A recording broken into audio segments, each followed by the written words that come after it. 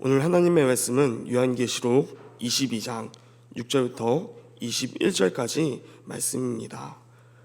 오늘 하나님의 말씀 요한계시록 22장 6절부터 21절까지 말씀입니다.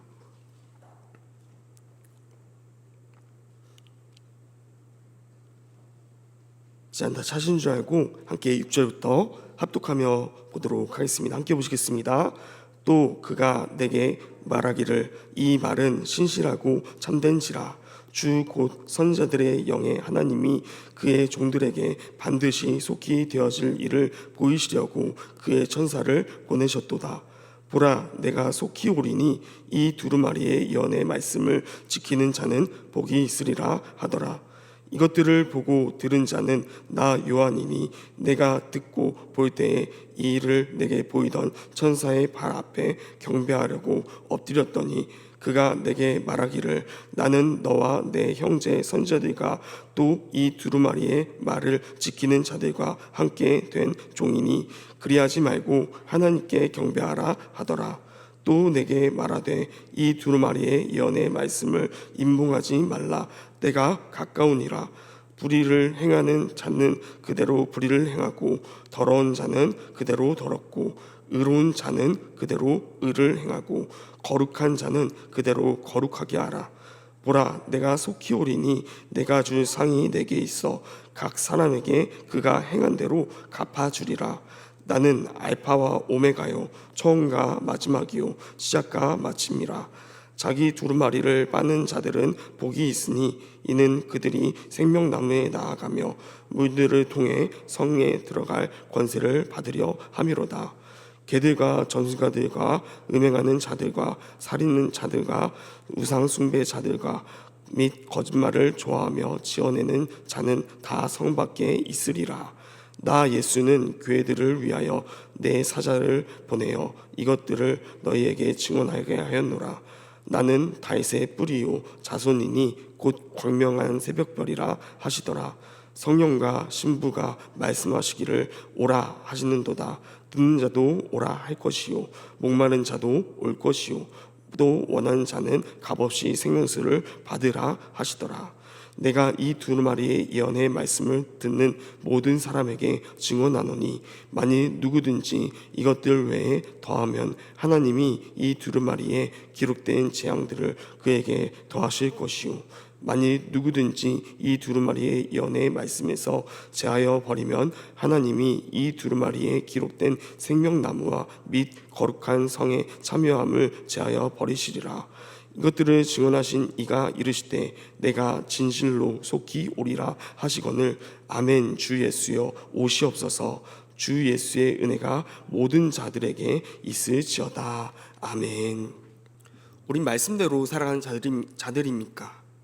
하루를 새벽으로 시작하며 주님 앞에 먼저 말씀으로 나오는 이 자리에 모인 모두는 말씀대로 살아가려고 노력하거나 혹 그렇지 못하고 넘어져 또 다시 일어서려고 애쓰는 자들일 것입니다. 오늘 본문은 요한계시록 22장 6절부터 21절, 요한계시록의 마지막이자 성경의 마지막입니다. 그런 오늘 본문의 핵심은 예수님이 곧 오신다는 것입니다. 그렇기에 주님은 우리에게 말씀 따라 살아가고 또 곧 오실 예수님께서 그 행위대로 모든 것을 갚으실 것이며 반드시 속히 오신다는 것을 강조합니다. 이 말씀은 우리에게 주님의 오심에 대한 확고한 그 소망을 품게 하는 것입니다. 이를 통해 우리에게 찾아오는 세상의 억압과 불합리함 속에서도 믿음 안에서 말씀으로 살아갈 분명한 이유를 우리에게 찾게 하는 것입니다. 오늘 본문을 통해 예수님께서 요한계시록과 또 성경의 마지막으로 주신 말씀을 함께 살펴보도록 하겠습니다. 주님이 다시 오심을 소망하며 나아가는 귀한 시간 되시기를 소망합니다. 오늘 본문 6절부터 21절까지 총 15절의 구절 중에 내가 속히 오리니 라는 말씀이 무려 3번이나 반복되고 있습니다. 7절을 보면 보라 내가 속히 오리니, 또 12절을 보면 보라 내가 속히 오리니, 또 20절을 보면 내가 진실로 속히 오리라.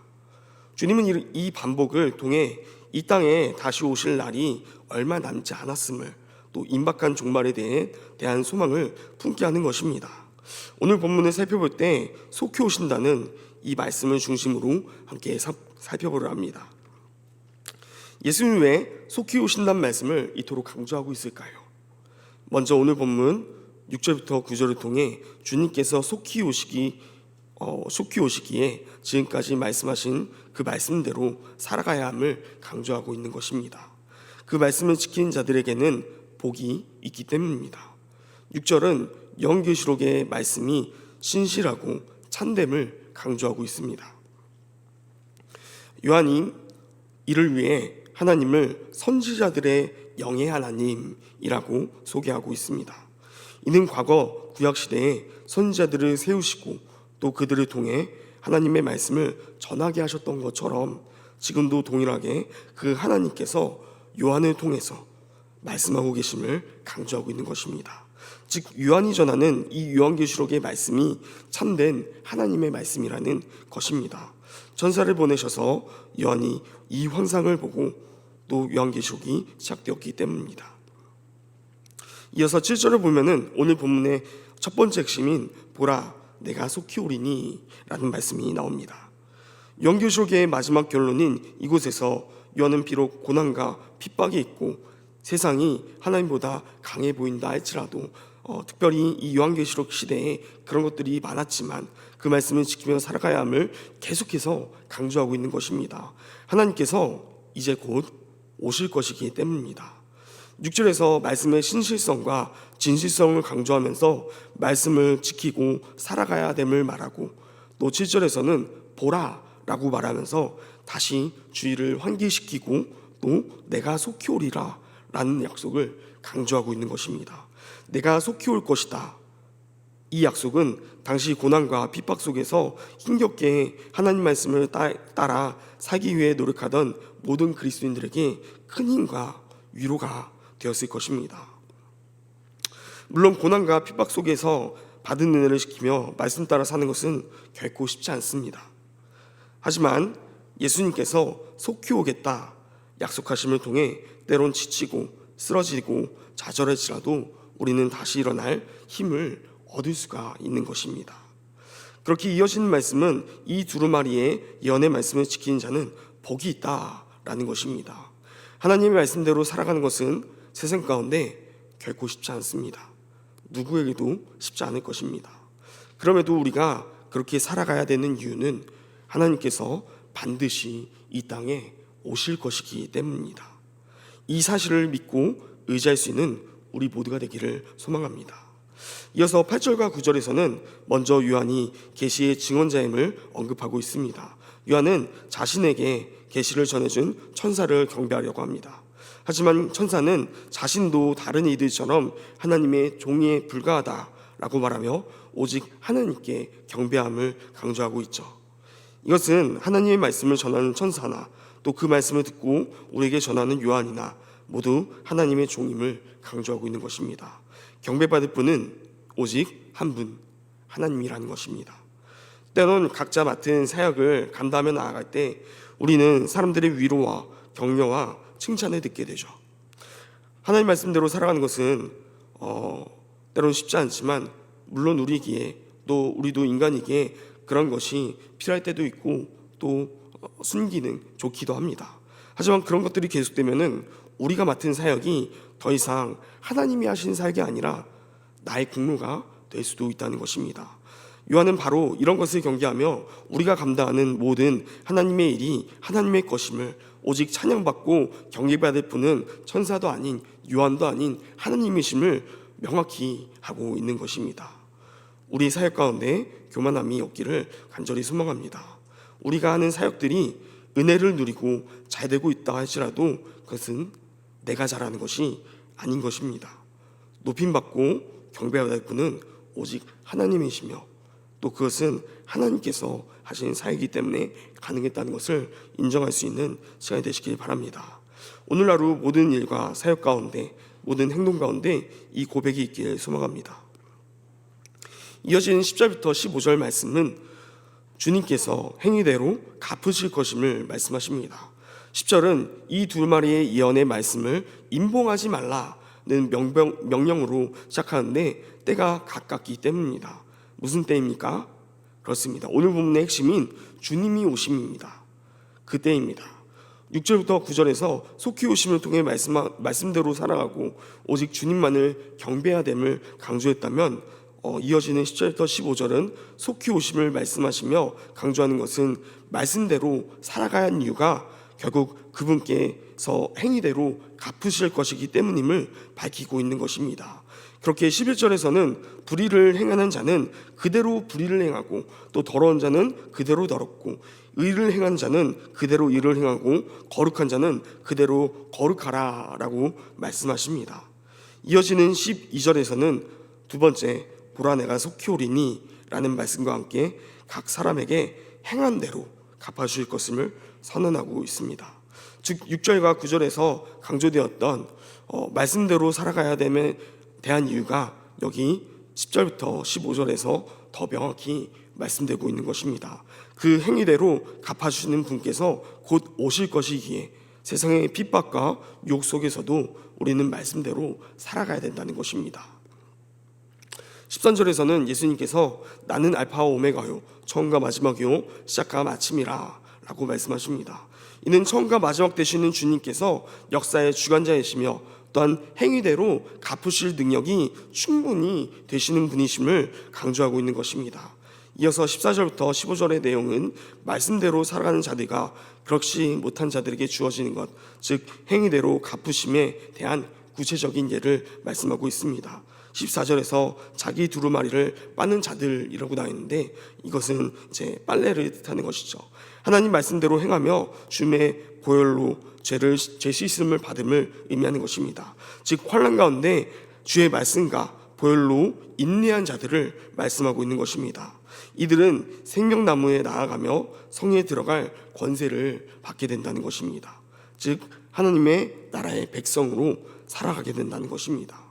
15절의 사람들은 주님의 말씀대로 사지 않음을 통해 성 밖에 있게 되어집니다.